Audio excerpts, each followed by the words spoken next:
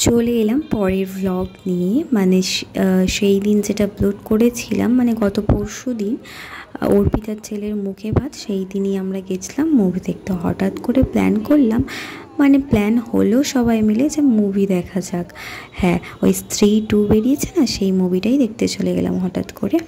6:30 থেকে শো ছিল, সেটাই গেলাম আমরা। তো চলো, HPF সিনেমা হলটা ছিল, যেটা হচ্ছে মগরার। তো যাওয়া যাক ভেতরে। তো গেলাম, আর ভাই বলছে কালনার একটা SPF আছে, গন্ধটা SPFই মনে হচ্ছে। আমি বললাম ওটার জন্য না, পপকর্নের জন্য গন্ধটা বেরোচ্ছে।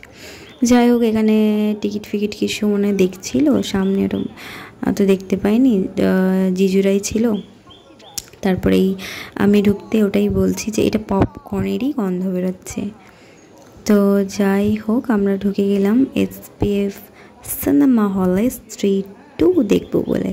তো যাই হোক, স্ত্রী 1ও দেখেছি, 2টাও দেখলাম। আমি বলবো হরর মুভি, তো তোমরা এসে সবাই হলে দেখো, কারণ আমি যদি বলি সেটাকে এক্সপ্লেইন করা যাবে না। হরর মুভি আবার এক্সপ্লেইন করা যায়? হরর কমেডি এগুলো এক্সপ্লেইন করা যায় না, তাই না? তো যাই হোক, মানে হলে এসে দেখেই কিন্তু মজাটা পাবে তোমরা।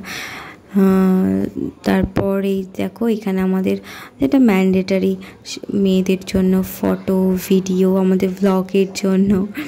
তো যাই হোক, এইদিকে ওটাই আমরা, আমাদের এইসব না করলে তো আর চলে না। তো তারপর আমরা ঢুকে পড়লাম সিনেমা হলের ভেতরে। আর যেরকম নর্মাল যেটা হয়ে থাকে, অন্ধকার পুরো। তো তারপর আমি ভেতরে যখন ঢুকলাম, দেখলাম SPF, কালার SPF আর এই মগরার SPF টোটালি চেঞ্জ। মানে টোটালি চেঞ্জ, মানে টোটালি ডিফারেন্ট। কারণ ওই কালনার SPFটা মানে অন্য রকম সাউন্ড কোয়ালিটি, পিকচার কোয়ালিটি, তারপর বসার যেই জায়গাগুলো, ওগুলো টোটালি আলাদা। ওটা পুরো মনে হচ্ছে সেমিনার হলে কোথাও চলে এসেছি আমরা, মানে মগরার SPF-এ। তো যাই হোক, গেছি যখন মুভিটা দেখলাম, তবে সত্যি কথা বলতে মগরার SPF আমার একদম পছন্দ হয়নি।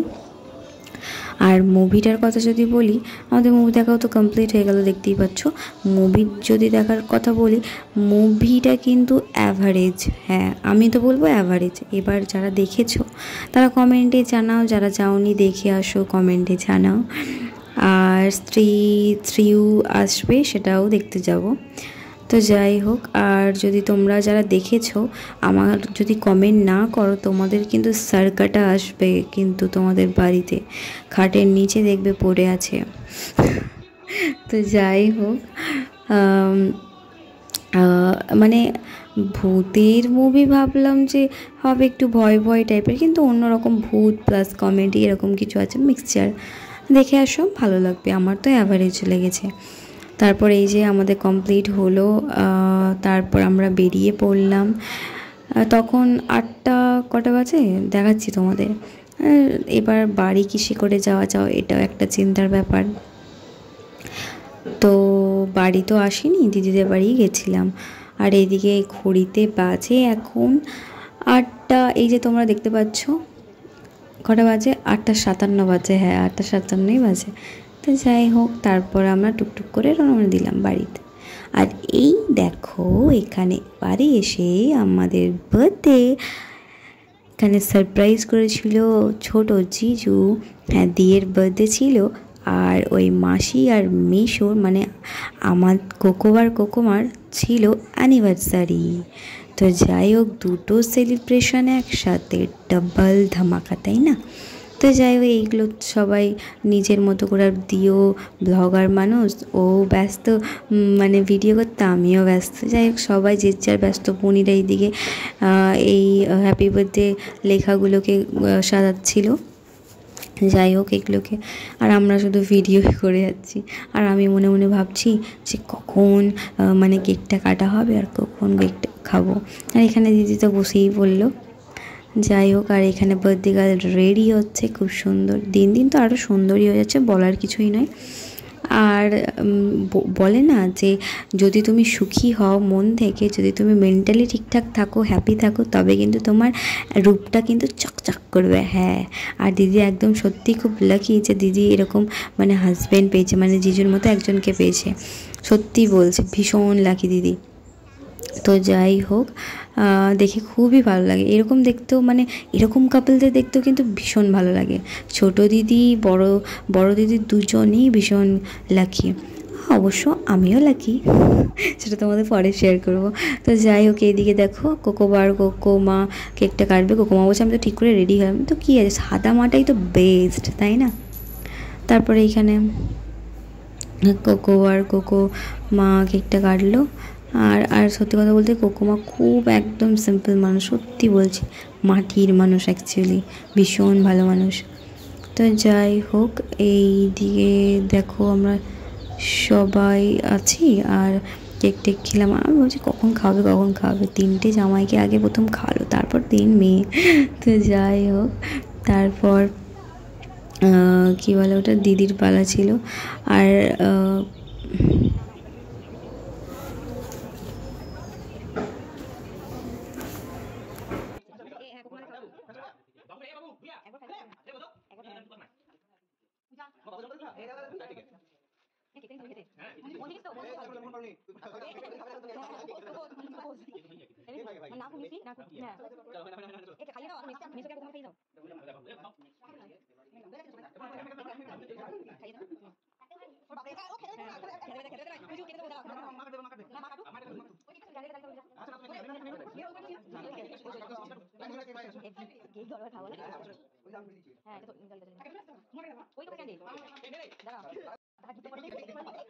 এই যে এবার দিদির কেক কাটার বাড়ি। তারপর দিদি কেক কেটে বললো, আর দেখো কেউ বলবে দিদির এত বড় বড় 9 বছরের মেয়ে, এই পিচকিটা সাইডে দাঁড়িয়ে আছে, হাততালি দিচ্ছে, এই পিচকিটা সাইডের 2টো পিচকি দাঁড়িয়ে আছে, কেউ বলবে মানে দিদির মেয়ে? তো যাই হোক, যত দিন আরও মানে বেশি ইয়াং লাগছে, বেশি সুন্দরী হয়ে যাচ্ছে। তো তারপর কেক কাটা হলো, অপেক্ষায় ছিলাম যে কখন কমপ্লিট হবে আর আমরা কখন কেকের মানে কেকটাকে মানে হামলা বলবো। তো যাই হোক, তো তারপর এই যে কেক টেক কাটা হলো, তারপর আমরা ভীষণ, সত্যি কথা বলতে মানে হঠাৎ কিছু প্ল্যান করে এরকম সুন্দর একটা দিন যাবে সেটা আমি ভাবতেও পারিনি, কেউই ভাবতে পারিনি। খুব সুন্দর একটা দিন গেছে সারা দিনটা। তো যাই হোক, আর আমি সত্যি কথা বলতে একটু ডিস্টার্ব আছি, তার জন্য আমার হয়তো ভয়েসটা এরকম শোনাচ্ছে বা ঠিকঠাক মতো হয়তো ভয়েস ওভার করতে পারছি না, একটু ডিস্টার্ব আছি, একটু মানে প্রবলেম আছে তার জন্য। যাই হোক, ব্লগ যদি ভালো লেগে থাকে অবশ্যই লাইক করে দিও। আর এই দিকে দেখো, ছোট্ট জিজু দিদিকে গিফট করলো এই চোকারটা, ভীষণ সুন্দর, যেটা সবের সাথে পেয়ার আপ করতে পারবে, তাই না? সবার সাথে করতে পারবে। তো আর এই দেখো সবথেকে স্পেশাল গিফট, সবারকার ড্রিম ফোন, যেটা আইফোন।